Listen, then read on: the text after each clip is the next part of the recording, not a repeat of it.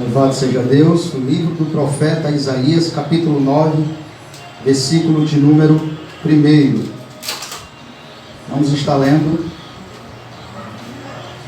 o livro do profeta Isaías, capítulo 9, versículo 1, tendo como tema o nascimento e o reino do príncipe da paz. Está escrito assim: mas para a terra que estava aflita não continuará a obscuridade. Deus nos primeiros tempos tornou desprezível a terra de Zebulon e a terra de Naphtali, mas nos últimos tornará glorioso o caminho do mar, além do Jordão da Galileia dos gentios. O povo que andava em trevas viu grande luz, e os que viviam na região da sombra da morte, resplandeceu-lhes a luz. Tens multiplicado este povo, a alegria lhe aumentaste. Alegrem-se eles diante de ti, como se alegram na ceifa, e como exultam quando reparte os despojos. Porque tu quebraste o jugo que pesava sobre eles, a vara que lhes feria os ombros, e o cetro do seu opressor, como no dia dos medianitas. Porque toda bota com que anda o guerreiro no tumulto da batalha, e toda veste revolvida em sangue, serão queimadas e servirão de pasto ao fogo. Versículo 6. Porque um menino nos nasceu, um filho se nos deu, o governo está sobre os seus ombros, e o seu nome será Maravilhoso, Conselheiro, Deus Forte, Pai da Eternidade e Príncipe da Paz. Glória a Deus. Ó Deus, nós te louvamos por essa palavra maravilhosa, magnífica, tremenda. E nós te pedimos, ó Deus, que fale aos nossos corações através dessa mensagem, que abra os nossos entendimentos, que traga a real interpretação, a iluminação desse texto, de modo que todos entendam, sejam edificados, a glória seja dada a ti e nós sejamos conformados à imagem do teu Filho amado, em nome de Jesus. Amém. Sente, irmãos. Irmãos, eu considero particularmente esse texto, quando eu meditava ontem às 2 horas da manhã, preparando esse sermão, até conversei com o irmão Edson. Ele me ligou e eu estava exatamente, tinha acabado de preparar esse sermão. Eu considero o texto de Isaías como um dos textos, esse texto como um dos textos mais espetaculares da Bíblia. Um dos textos mais estupendo, mais tremendo de toda a Escritura. E você vai entender por quê que eu estou dizendo isso. O profeta nós conhecemos bem, chamado por Isaías, filho de Amon. Isaías registra alguns fatos a respeito de si mesmo. Ele é filho de Amós, e este profeta, ele era casado. Isaías, ele era casado e ele tinha uma esposa, e ela foi chamada de profetisa, e ele tinha 2 filhos. O profeta Isaías teria vivido o ministério de Isaías entre o ano 765 a 681. 681 a 765. Durante o reinado de Uzias, Jotão, Acais e Ezequias. Nós que lemos as Escrituras, percebemos que em Isaías, versículo 38, Isaías está exatamente executando o seu cargo, o seu chamado, diante do reinado do rei Ezequias, que é uma passagem muito conhecida por nós, pelos crentes. Isaías 38, onde Ezequias fica doente, e Isaías vai dizer a ele: Ezequias, arruma a sua casa, que você vai morrer. Então aquele rei chora, se humilha, e enquanto Isaías saía do pátio, Deus diz: Isaías, volta e diz a Ezequias que estou eu acrescentando a ele 15 anos de vida e de paz, porque escutei o choro dele e se humilhou-se diante de mim. Então, diante disso, o profeta passou por muitas dificuldades, diante de outros reinos. Ele executou a sua missão diante do reinado do rei Ezequias, e sendo contemporâneo também da destruição de Samaria pela Síria. Ele estava lá, e a resistência de Jerusalém ao cerco das tropas de Senaqueribe, que situou a cidade com um exército de 180 mil assírios em 701. Focando em Jerusalém, a profecia de Isaías e sua primeira metade, transmite a mensagens de punição e juízo para os pecados de Israel, Judá e das nações vizinhas, tratando de alguns eventos ocorridos durante o reinado de Ezequias. Vai para o texto comigo e vamos iniciar essa leitura mais uma vez. Mas para a terra que estava aflita, não continuará a obscuridade. Deus, nos primeiros tempos, tornou desprezível a terra de Zebulon e a terra de Naphtali, 3 regiões de Israel, conquistada entre 1734 e 1732 e 1734. Porque Zebulon, o caminho do mar, além do Jordão, a Galileia é o território das nações. Isaías fala destas regiões para despertar a esperança que Jeová traria àquele povo. Jeová humilhou essas regiões durante um tempo. As terras cobrirá de glória, e o povo que vivia nas trevas, na tristeza, viverá na luz e na alegria. Uma alegria enorme, que é causada pelo fim da opressão. O jugo, a carga, o bastão do opressor foram quebrados pelo fim da guerra. A bota, o uniforme militar foram queimados, principalmente pelo nascimento de um menino. Meus amados irmãos, eu quero que vocês entendam que esse contexto que estamos lendo aqui, para a terra que estava aflita, não continuará a obscuridade. Deus, nos primeiros tempos, tornou desprezível a terra de Zebulon e a terra de Naphtali, e nos últimos tornará glorioso. Essa é a imagem de outrora das nossas vidas. Nós vivíamos também num tempo de obscuridade. Outrora, eu e você andava em trevas, andava em lugares escuros. Essa também era a nossa identidade. Um tempo Deus também permitiu que eu e você se afundasse em uma vida de pecados, em uma vida de desprezo. Veja que a Bíblia diz que Deus deixou que essa terra por algum tempo tornasse aflita. Um tempo de obscuridade reinou sobre Zebulon e Naphtali. Um tempo de trevas reinou sobre Zebulon e Naphtali.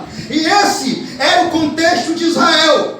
A Bíblia, de uma forma direta, ela está apontando para o povo de Israel. De uma forma indireta, ela aponta também para nós. Esse é o contexto da vida de Judá e de Israel. E com que contexto também está falando de uma forma direta com Israel e de uma forma indireta para nós. Está apontando também para nós aqui. Nós estamos vendo um povo que foi oprimido por exércitos, guerreiros, soldados bravos e valentes, pelos pecados que eles cometeram contra Deus. O próprio Deus humilhou eles. O próprio Deus permitiu que eles andassem em trevas, permitiu que eles vivessem na região da sombra da morte, para que quando algo diferente pudesse acontecer, nenhum deles pudesse levantar a mão e dizer que teve força, influência ou poder para mudar toda aquela situação caótica. Esse povo estava vivendo um tempo de crise, um tempo muito difícil para eles. O pecado deles levou eles até aqui. Eles estavam nas trevas, andavam nas trevas, vivia na região da sombra da morte. Alguém de nós aqui teve um contexto diferente desse?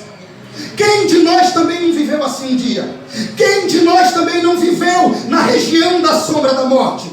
Quem de nós um dia não viveu e não andou nas trevas? Esse é o contexto da nossa vida. Essa é também a nossa história. Todos nós também passamos pelas mesmas coisas. Também nós andávamos nas trevas. Quem de nós aqui não viveu nas regiões da sombra da morte? Por isso que eu digo que esse também é o nosso contexto, é também a nossa história. Sabe por quê? Estamos totalmente envolvidos nesse contexto, porque esse texto aponta exatamente para a primeira vinda de Cristo e para a segunda vinda de Cristo. Observe comigo o versículo 2, leia comigo. Versículo 2: o povo que andava em trevas viu grande luz, e os que viviam na região da sombra da morte, resplandeceu-lhes a luz. Abra as suas Bíblias aí em Mateus capítulo 4, versículo 12.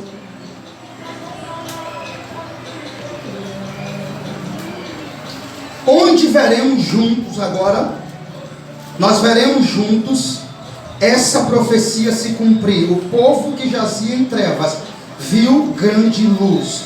Vamos ver juntos agora.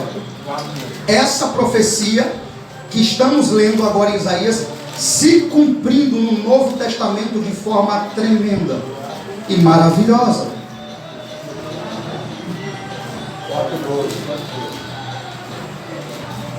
Mateus capítulo 4, versículo 2, está escrito assim: Jesus volta para a Galileia. Ouvindo, porém, Jesus que João fora preso, retirou-se para a Galileia, e deixando Nazaré, foi morar em Cafarnaum, situada à beira-mar, nos confins de Zebulon e Naftali, para que se cumprisse o quê? O que fora dito por intermédio do profeta Isaías: terra de Zebulon, terra de Naftali, caminho do mar além do Jordão da Galileia dos gentios, o povo que jazia em trevas viu grande luz. Olha que lindo isso aqui. Nós lemos uma profecia no Velho Testamento, por isso que esse homem aqui é conhecido como profeta messiânico. Por quê? Porque foi o homem que mais profetizou sobre os acontecimentos do nosso Cristo. Olha que lindo, nós lemos uma passagem do Velho Testamento e estamos lendo a cumprição dessa passagem no Novo Testamento. Terra de Zebulon, terra de Naftali, caminho do mar além do Jordão da Galileia dos gentios. Agora, o povo que jazia em trevas viu grande luz, e os que viviam na região da sombra da morte, resplandeceu-lhes a luz. Daí por diante, passou Jesus a pregar, dizendo: arrependei-vos, porque é chegado o reino de Deus. Aleluia! Glória a Deus. Irmãos, olha que lindo isso, presta atenção. Olha onde se iniciou o ministério de Jesus, cumprindo-se uma profecia do Velho Testamento. Veja, Jesus inicia a sua mensagem dizendo: arrependei-vos, porque é chegado o reino de Deus. Veja, o 9º capítulo, nós sabemos porque estamos, o 9º capítulo de Isaías prediz que o Emanuel, que significa Deus conosco, ministrará primeiramente na Galileia. Foi o que acabou de se cumprir, no território das antigas tribos de Zebulon e de Naftali, e nesta área que se acha a cidade de Nazaré, Canaã e Cafarnaum. É altamente importante que nessa localidade da Terra Santa aparecerá o Emanuel pela primeira vez como porta-voz do Pai. Também é interessante notar que, segundo a história, essa terra foi a primeira parte da nação a cair ante o ataque dos invasores dos sírios em 722.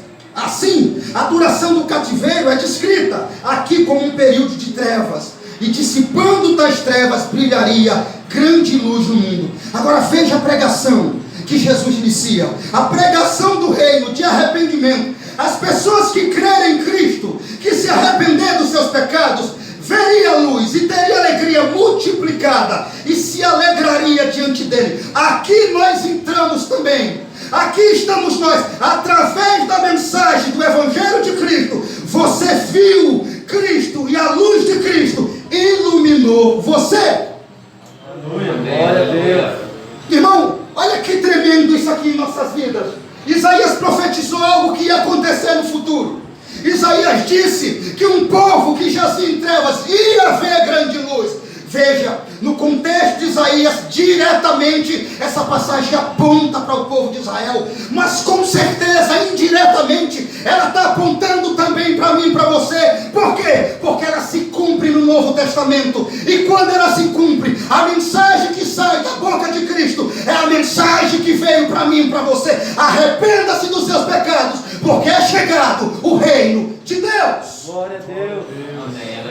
E aqui nós fazemos parte disso também. Cristo iluminou você.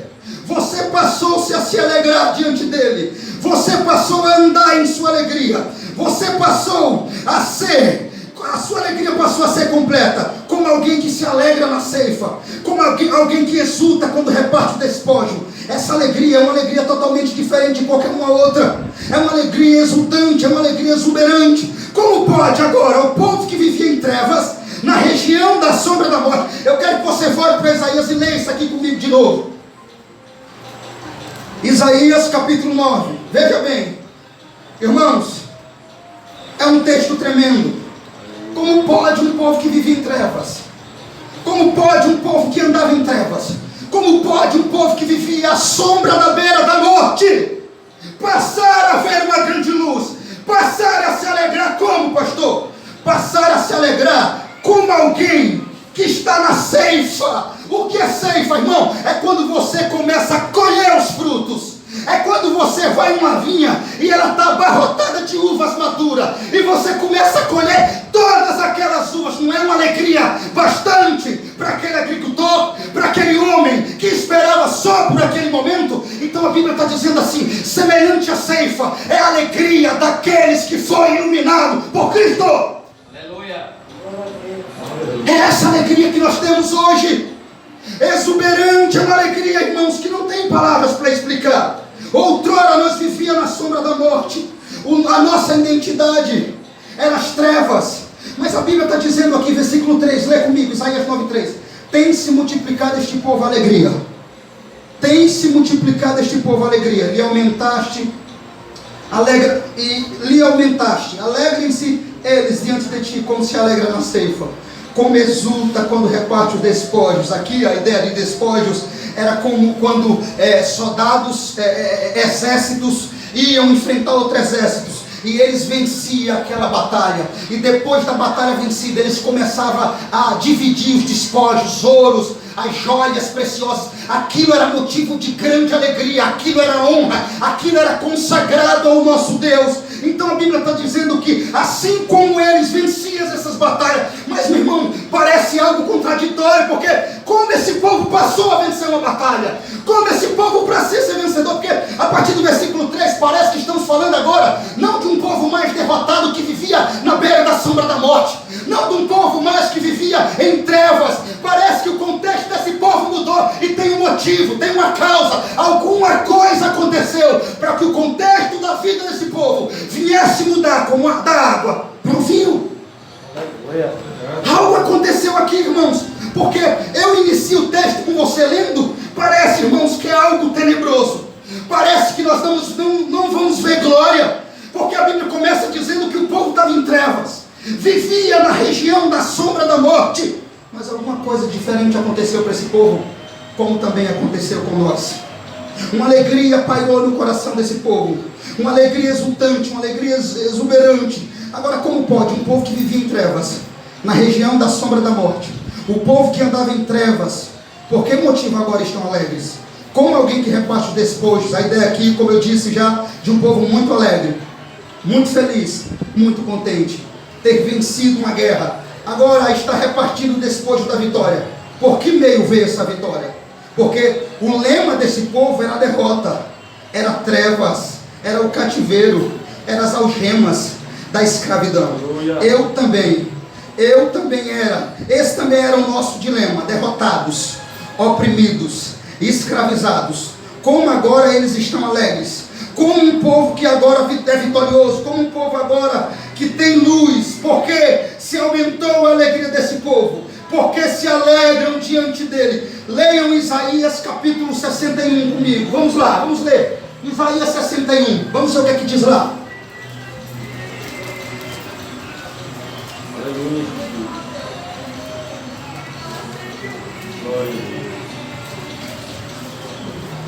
Isaías 61. Glória, aleluia. Está escrito assim: o Espírito do Senhor, Deus, está sobre mim, porque o Senhor me ungiu para pregar boas novas aos quebrantados, enviou-me a curar os quebrantados de coração e proclamar libertação aos cativos e pôr em liberdades os algemados. Sabe quem é que está falando aqui? Sabe para quem aponta essa profecia? Para o próprio Cristo. É do Pai falando com o Filho. Nessa passagem aqui, nós vemos a Trindade Santa. Nós vemos as três pessoas da Trindade. Escute: o Espírito do Senhor, Espírito Santo, o Espírito do Senhor, Deus, está sobre mim, Cristo. Essa passagem aqui mostra claramente a doutrina da Trindade, irmãos. E a Bíblia está dizendo aqui que a missão de Cristo era pregar, era desfazer, era libertar os algemados. Nós, irmãos, nós, eu, você, algemado pelo sistema, algemado pelo pecado, algemado por Satanás, mas Cristo veio, ungido por Deus, pregou as boas novas e quebrou toda algemas. Aleluia. Agora escute, sabe o que eu acho mais lindo? É essa profecia aqui se cumprindo no Novo Testamento. Abra Lucas, escute, olha que tremendo isso. Abra Lucas, capítulo 4, versículo 17. Olhe para isso. Olha o que será dito lá. Lucas 4, 17. Olha o que está escrito aqui. Então lhe deram a quem? Deram a Jesus o livro do profeta Isaías. E abrindo o livro, achou o lugar onde está escrito o Espírito. Isso aqui é Jesus, irmão. Quando ele vem em carne, ele vai no templo, na sinagoga. Quando ele chega lá, deem um livro a ele. E nesse livro, ele lê sobre ele o que estava escrito sobre ele. Isso é tremendo. Deram um livro e achou o lugar onde está escrito: o Espírito do Senhor está sobre mim, pelo que me ungiu para evangelizar os pobres, enviou-me proclamando libertação aos cativos, restauração da vista aos cegos, para pôr liberdade aos oprimidos e pregoar o ano aceitável do Senhor. Glória a Deus. Aleluia. Glória a Deus. Irmãos, isso é maravilhoso, sabe por quê? Essa é a causa pela qual você ainda ri. Você ainda tem motivo de se alegrar. Essa é a causa pela qual nós estamos aqui. Porque esse homem aqui, ungido por Deus, pregou, trouxe para mim e para você as boas novas de salvação. Essa é a missão de Cristo. Essa é a missão do Pai. Pode voltar para Isaías. Veja, parece que nós temos dois motivos para ter grande alegria, grande motivação, grande contentamento, grande confiança. Primeiro, é que nós vivíamos em trevas, andávamos em trevas, não havia luz em nós, vivíamos na região da sombra da morte. A morte era a única coisa que restava para nós. A sombra era a única coisa que restava para nós. As trevas era a única coisa que restava para nós. O abismo era a única coisa que restava para nós. Porque essas coisas tão sombrias eram as únicas coisas que restava para nós. Mas, irmãos, algo aconteceu e mudou todo esse contexto em nossas vidas. Algo impactante aconteceu em nossas vidas. Esse era o nosso lema. O povo que vivia em trevas, o povo que vivia na região da sombra da morte. O contexto de Israel não é diferente do meio do seu contexto. Abra comigo Romanos capítulo 3, versículo 9.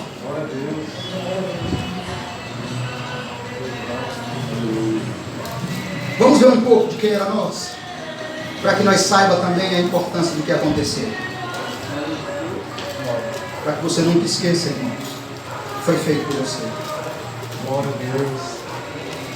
Eu quero lembrar você como foi tremendo o que aconteceu com você. Romanos 3:9. 3:9. Eu peço por favor que a igreja leia todos. Amém? Vamos lá.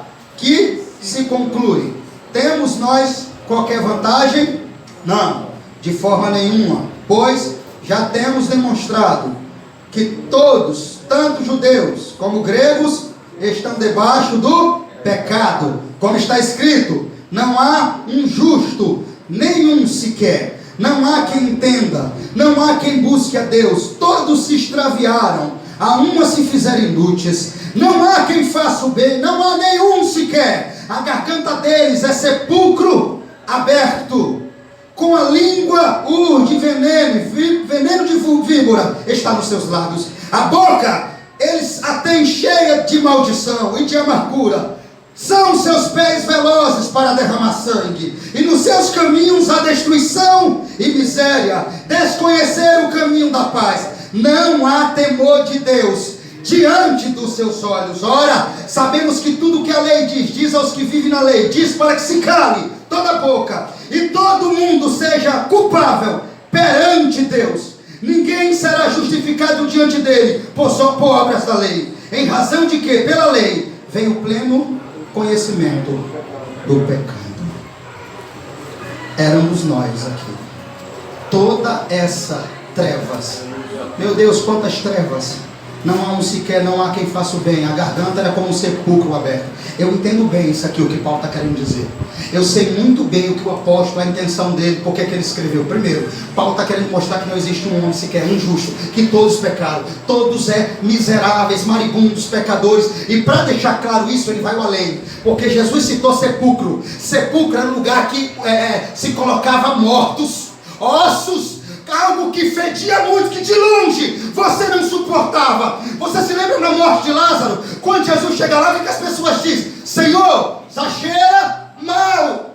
Então sepulcro é algo que cheirava mal. O que é que Paulo está querendo dizer para mim? Eu e você cheirava mal. Nós éramos sujos diante de Deus. Se você quisesse proclamar, a sua garganta era como um sepulcro aberto. Era impossível que você pudesse falar algo aceitável e agradável a Deus com a garganta semelhante a um sepulcro aberto. Paulo está querendo mostrar a miserabilidade, a situação, a depravação, o estado de condenação, de trevas, de densas trevas que eu e você se encontrava.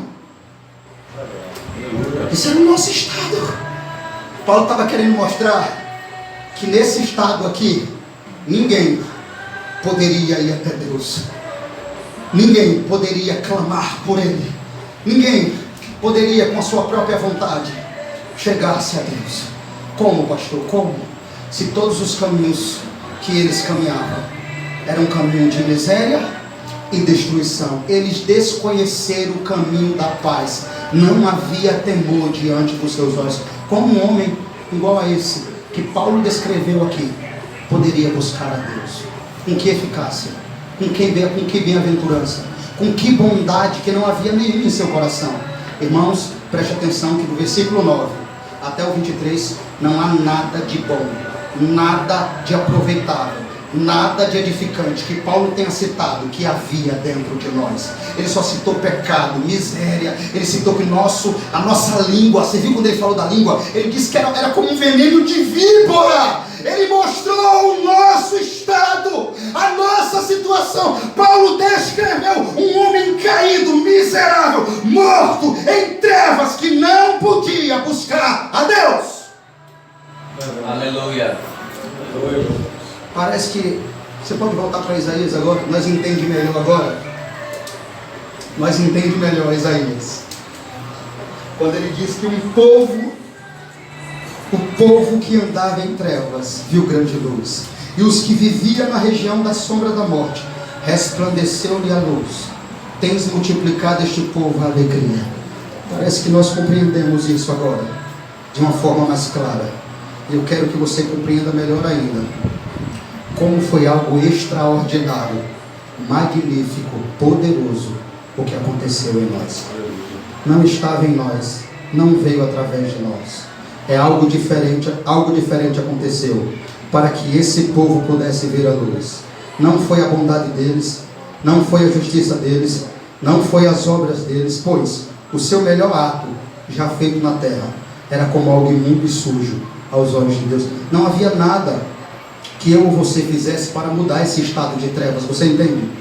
Não havia nada que eu ou você pudesse fazer para mudar esse estado de trevas, de escuridão, do abismo da região da sombra da morte que vivíamos. Estávamos perdidos, tudo que fazíamos era mal perante a Deus. Trevas e escuridão era somente o que Deus via em nós.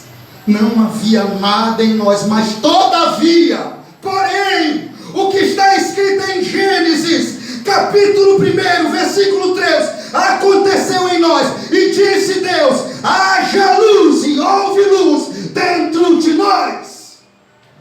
Glória a Deus. Deus falou dos céus, irmãos. Deus bradou dos céus: haja luz dentro deles, porque só havia trevas. A mesma coisa que aconteceu em Gênesis, aconteceu em nós. A mesma coisa que aconteceu em João, capítulo 8, versículo 12. Eu sou a luz do mundo, quem me segue não andará em trevas, mas terá a luz da vida. Foi a mesma coisa que aconteceu, que está escrito em 1 Pedro, capítulo 2, versículo 9. Vocês são geração eleita, sacerdócio real, nação santa, povo exclusivo de Deus, para anunciar as grandezas daquele que os chamou das trevas para a sua maravilhosa luz. Por que isso aconteceu? Como isso aconteceu? De que forma isso aconteceu? Porque eu e você estavam em trevas, vivíamos em trevas. Como isso aconteceu? Irmão, só tem um motivo, só tem uma explicação para um povo tão pecaminoso, um povo tão longe de Deus, um povo que vivia tanto em trevas, passar a ser nação santa, povo eleito, exclusivo, chamado das trevas para a sua maravilhosa luz. A única explicação é porque um menino nos nasceu. Um menino nos nasceu. Algo maravilhoso aconteceu, algo magnífico, tremendo aconteceu. Como disse, eu considero esse texto de Isaías um dos textos mais magníficos, mais tremendo, mais exaltado da Bíblia. Essa profecia aqui aponta para a primeira vinda de Cristo e para a segunda vinda de Cristo. Por isso que é uma das profecias mais tremendas das Escrituras. Ele disse: vinde a mim todos que estáis cansados. Leia comigo de novo o texto. Vamos para o texto, versículo 4, 3 ao 4. Tens multiplicado este povo e a alegria lhe aumentaste. Alegrem-se ele diante de ti como se alegra na ceifa, como exulta quando reparte o despojo, porque tu quebraste o jugo que pesava sobre eles. Até aí, irmãos, o que é que esse homem fez? Ele quebrou o jugo de escravidão, o jugo que pesava sobre eles. Mas que jugo é esse, pastor? Lá neles, apontando para Israel, era o jugo que os exércitos, os reis assírios, babilônicos colocavam sobre eles. Eles não aguentavam mais, eles não suportavam mais. Mas trazendo para nós esse jugo, era o pecado que nos escravizava, era o próprio diabo, era o sistema que fazia de nós escravo.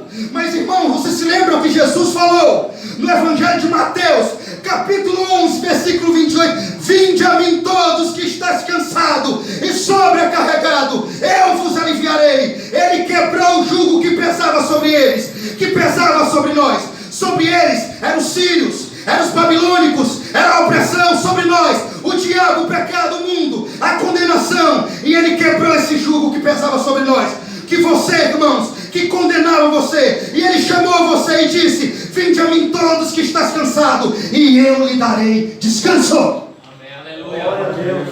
Aleluia.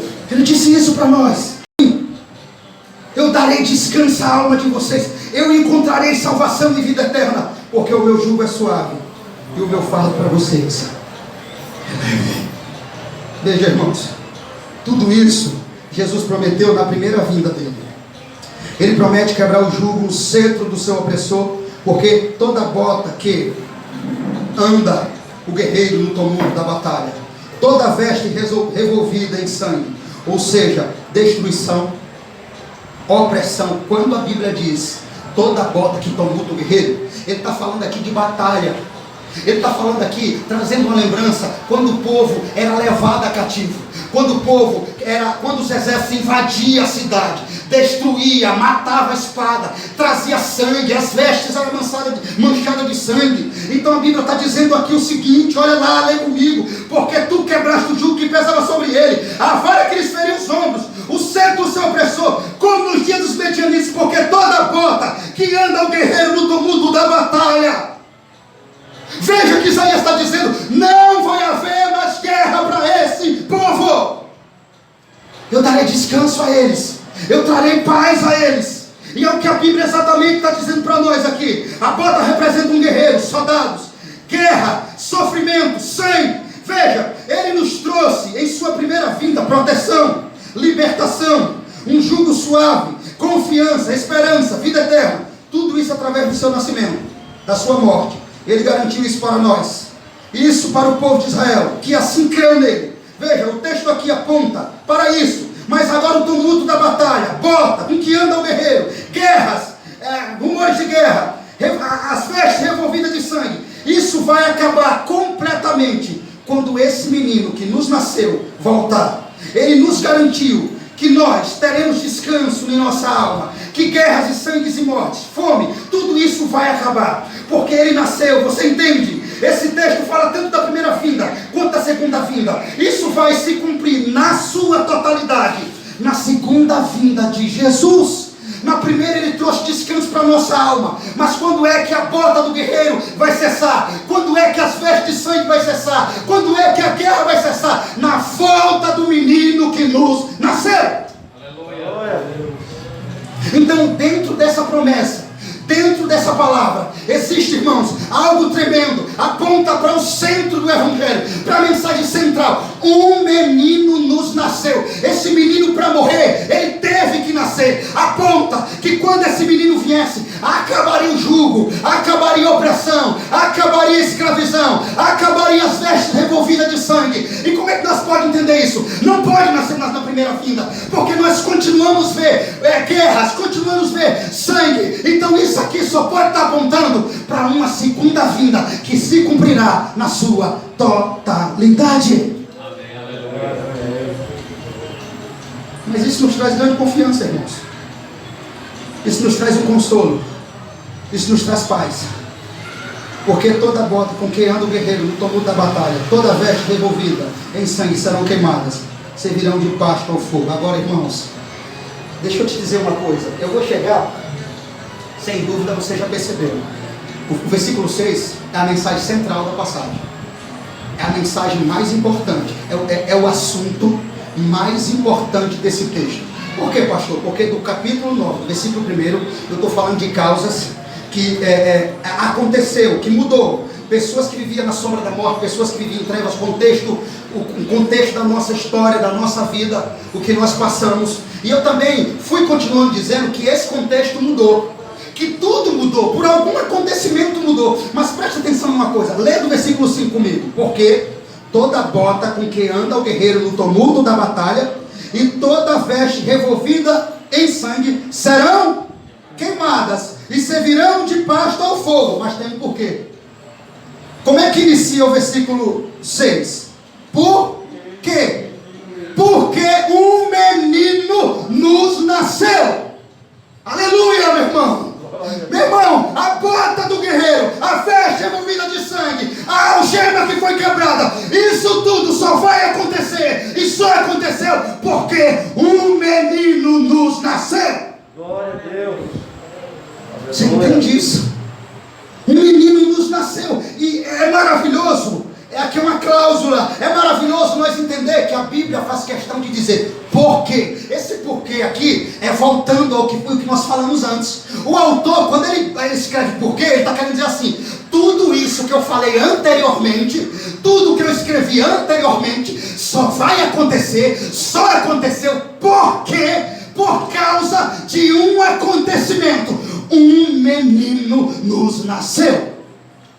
Aleluia. Aleluia. Um menino nos nasceu. Alguém veio, irmãos. Alguém veio mudar essa causa. É um dos textos bíblicos mais importantes sobre a divindade de Cristo.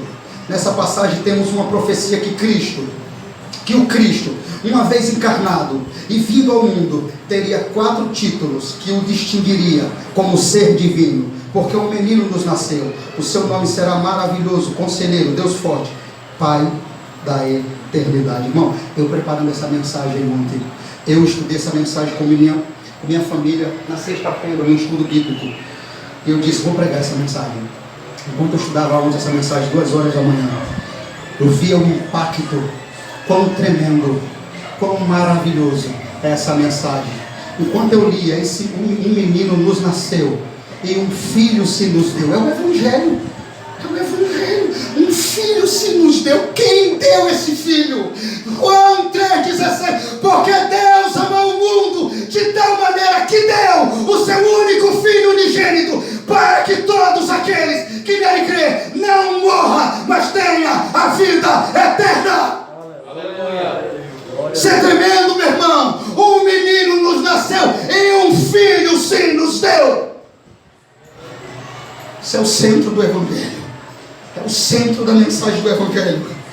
Não é à toa que esse homem foi chamado de profeta messiânico. Eu acredito ser a passagem mais impactante desse livro aqui. Mais impactante. Mais tremenda. Porque um menino nos nasceu, um filho se nos deu. O governo está sobre os seus ombros. O seu nome será maravilhoso. Agora nós precisamos entender, irmãos. Cada nome desse aqui, por que ele será maravilhoso? Por que, irmãos, que um menino nos nasceu, um filho se nos deu? Ele deu, tá? Isaías está dizendo que um filho se nos deu. Um menino, profeta, santo, filho de Deus, nos nasceu. Essa é a causa pela qual a sombra das mortes não te arrudeia mais. Essa é a causa pela qual as trevas que você vivia não te procura mais. Essa é a causa pela qual a escravidão que você vivia, você hoje está liberto. É a causa. É a causa central, é a causa, meu irmão. Eu ensinando isso para os meus filhos, eu falava isso de boca cheia, meu irmão, cheio de Deus, sentindo a presença de Deus, dizendo: lembre disso, a causa pela qual você está feliz é porque um menino nos nasceu.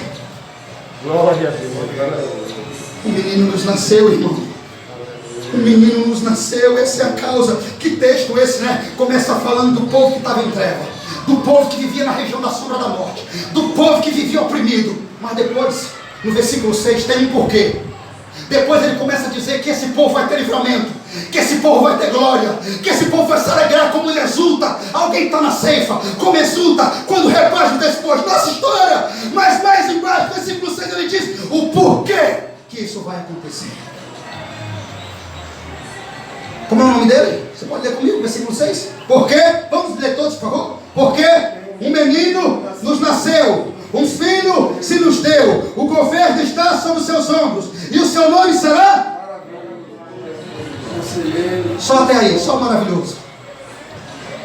Maravilhoso? O nome dele é maravilhoso. O que significa isso? Irmãos, ele é maravilhoso. Só um Deus que é maravilhoso pode fazer grandes maravilhas em nossas vidas. Só um Deus que é maravilhoso, que é tremendo, pode fazer grandes maravilhas em nossas vidas. Realmente Ele é maravilhoso. Você sabe disso. Quantas maravilhas o Senhor tem feito em sua vida? Salvando, chamando, resgatando, perdoando, operando grandemente em nossas vidas. Ele fez isso, fazendo grandes maravilhas em nosso meio. Por isso Ele é maravilhoso. Na sua primeira vinda, Ele fez maravilhas. Ele fez o coxo andar, o mudo falar, o surdo ouvir, o cego ver e o morto ressuscitar. Aleluia. Você entendeu porque Ele é maravilhoso? Você entendeu porque aqui está escrito: Ele é maravilhoso? Porque quando Ele viesse, ia ter muitas maravilhas. É por isso que Isaías descreve o menino que ia nascer como maravilhoso.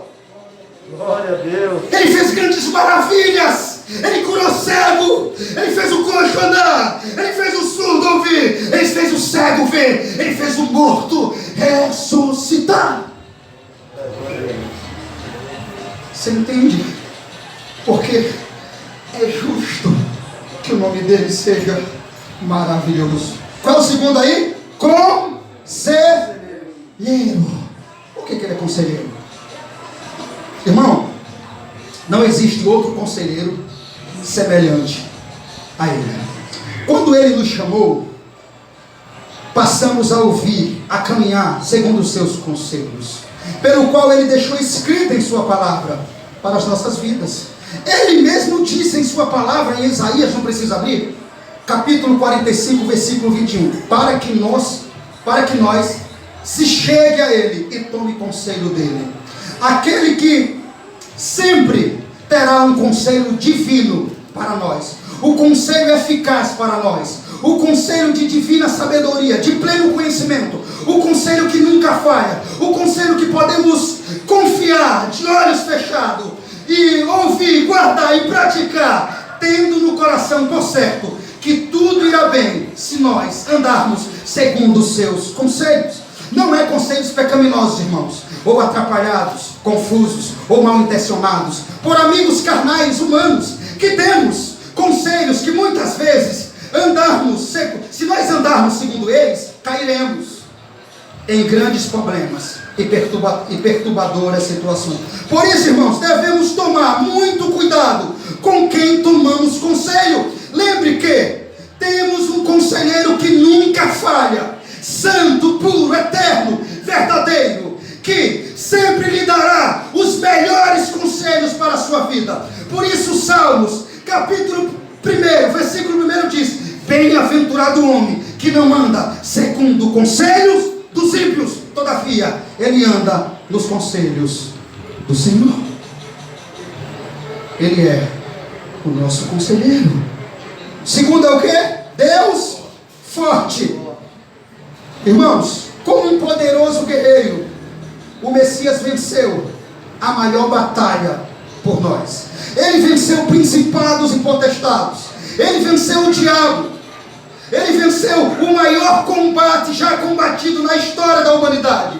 Ele continua vencendo, porque ele saiu vencendo para vencer, como diz a Bíblia em Apocalipse. Por isso que ele é Deus forte. Só um Deus forte como ele poderia nos tirar, nos libertar, como ele nos libertou, livrou, como ele nos livrou, nos salvou das garras de Satanás.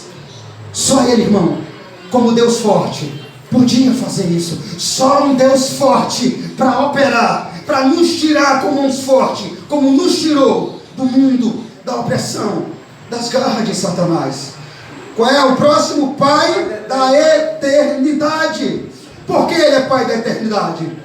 Por isso, irmãos, precisamos entender, cremos e esperamos em uma eternidade. Por que cremos num Deus eterno, que transmitiu, nos garantiu, nos trouxe, através desse nascimento, a eternidade? Porque só um Deus eterno podia transformar seres tão depravados como nós, através de um ato divino, em seres eternos.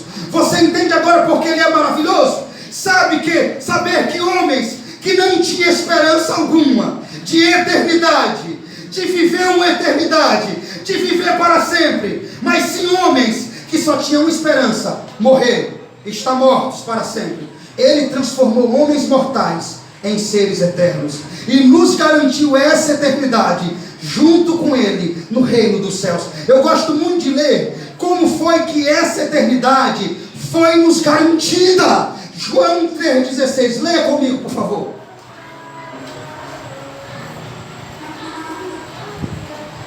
Vamos ver como foi que essa eternidade foi nos garantida.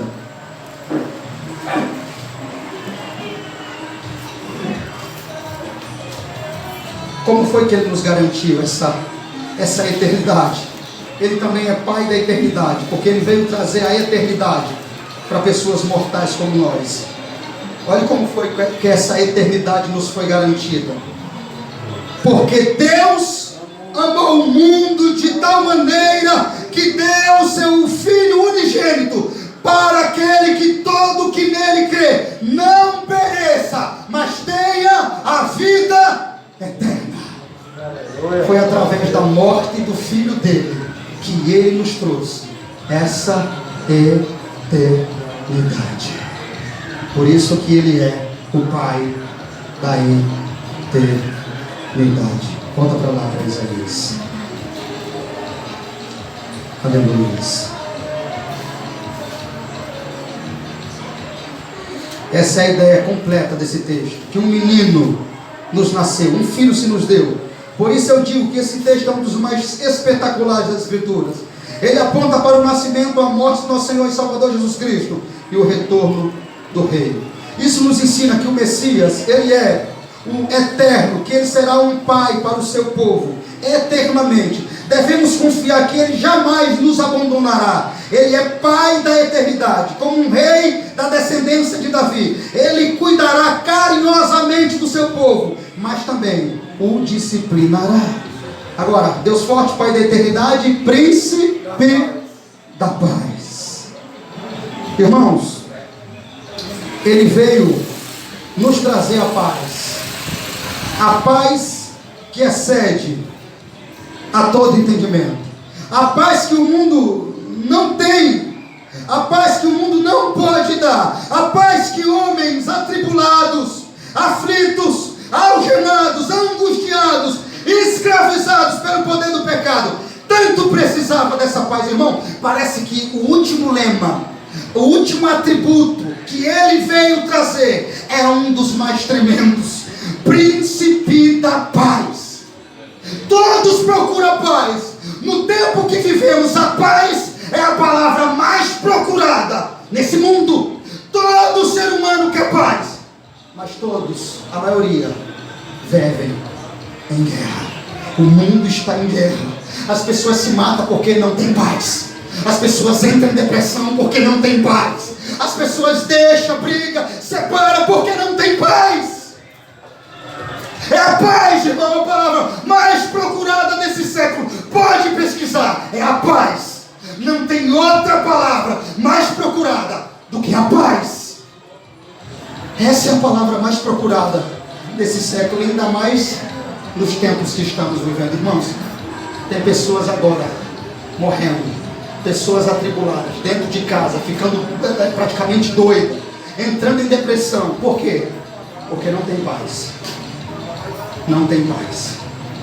Porque elas confiaram na paz que o mundo deu a elas, na paz que alguém humano ofereceu a elas, na confiança de paz um infectologista deu a ela, que um cientista deu a ela, que um médico deu a ela, que a ciência deu a ela. Mas essa paz é falsa, é ineficaz, é fraca. Na hora do vamos ver, essa paz não tem o consolo. Está mostrando isso agora. Não tem médico, infectologista, ciência, nenhum homem que possa trazer a paz que esse povo tanto precisa. Eles estão em guerra, com medo. As pessoas estão com medo de morrer, de sair, porque não tem paz. Aí eu leio aqui em Isaías que o Deus que você creu e que eu creio é o príncipe da paz. Meu Deus, como isso é tremendo, irmãos. Príncipe da paz. E Ele nos trouxe essa paz. Que paz que Ele nos trouxe? A paz que excede a todo entendimento. Como assim? A paz que excede a todo entendimento é aquela paz que o pau está comendo lá, o bicho está pegando lá, vida está morrendo lá, mas a sua casa, você ainda tem paz. Aleluia.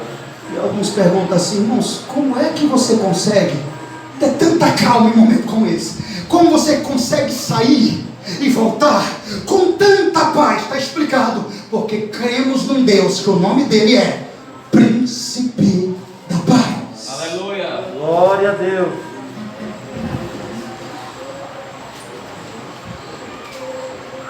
Paz que excede a todo entendimento.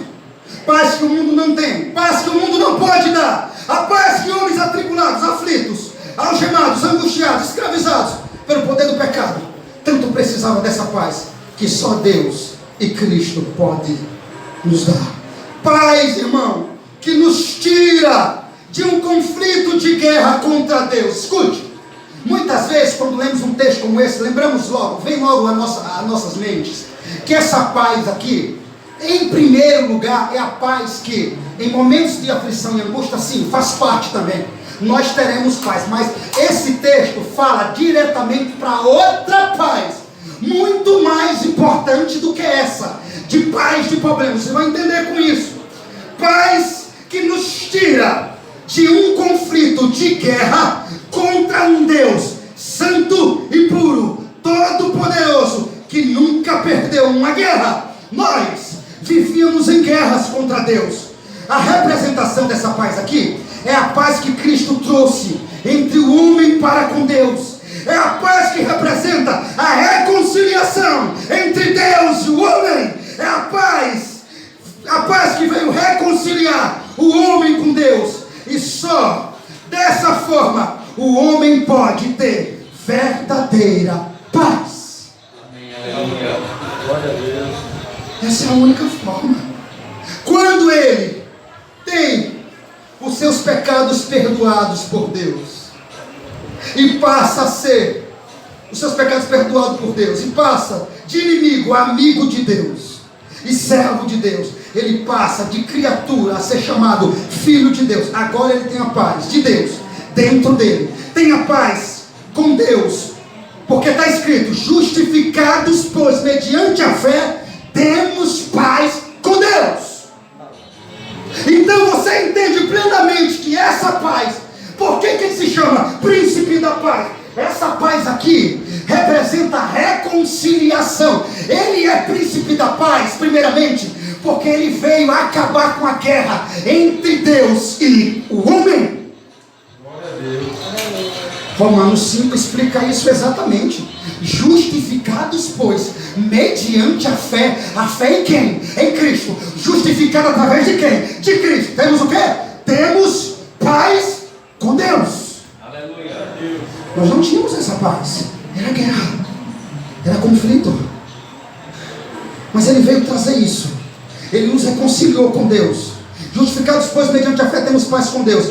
Através de Cristo nós temos paz com Deus, porque ele é o príncipe da paz. Nós vivíamos em guerra com Deus, mas ele nos reconciliou com Deus, trazendo essa santa paz, e sermos justificados, e temos paz com Deus. Você entende porque ele é o príncipe da paz? E agora o mundo procura essa paz e não encontra. Essa é uma das palavras mais citadas. Não existe nada mais procurado a ser encontrado no mundo do que a paz. O mundo, os governantes, os presidentes diz zelar pela paz, mas vive em constante guerra. As pessoas nesse exato momento, é o que elas mais precisam, é paz. Elas estão em guerra contra si mesmas, elas estão perplexas, atribuladas, com medo. Mas aqueles que foram justificados mediante a fé têm paz com Deus. Ou seja, mesmo em momentos como esse, eles têm paz. Você tem paz, eu tenho paz, porque cremos no príncipe da paz. João, eu quero acabar com isso agora. Você pode abrir a sua Bíblia comigo no Evangelho de João? Eu acabo a mensagem aqui agora.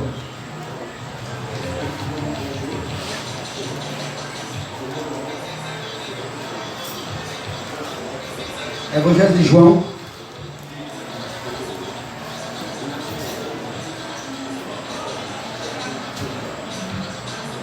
(14) 27. Aqui, por que o senhor leu isso aqui, pastor? Para a última profecia cabal se cumprir mais uma vez, que aquele homem de Isaías era esse Cristo aqui, que tudo que foi dito em Isaías ele trouxe e mostrou que realmente ele era no Novo Testamento. Deixo-vos a paz, a minha paz vos dou, não vos la dou como o mundo a dá. Não se turbe o vosso coração e nem tenham medo. Amém, irmãos? Vamos ler todos isso aqui. Ele é o príncipe da paz. Vamos ser o príncipe da paz em ação. Deixo-vos a minha paz. A minha paz vos dou, não vos la dou como o mundo a dá. Não se turbe o vosso coração e nem tenham medo. Louvado seja Deus por essa palavra. Fique de pé. O irmão dele vai estar orando pelo término dessa mensagem para a glória de Deus.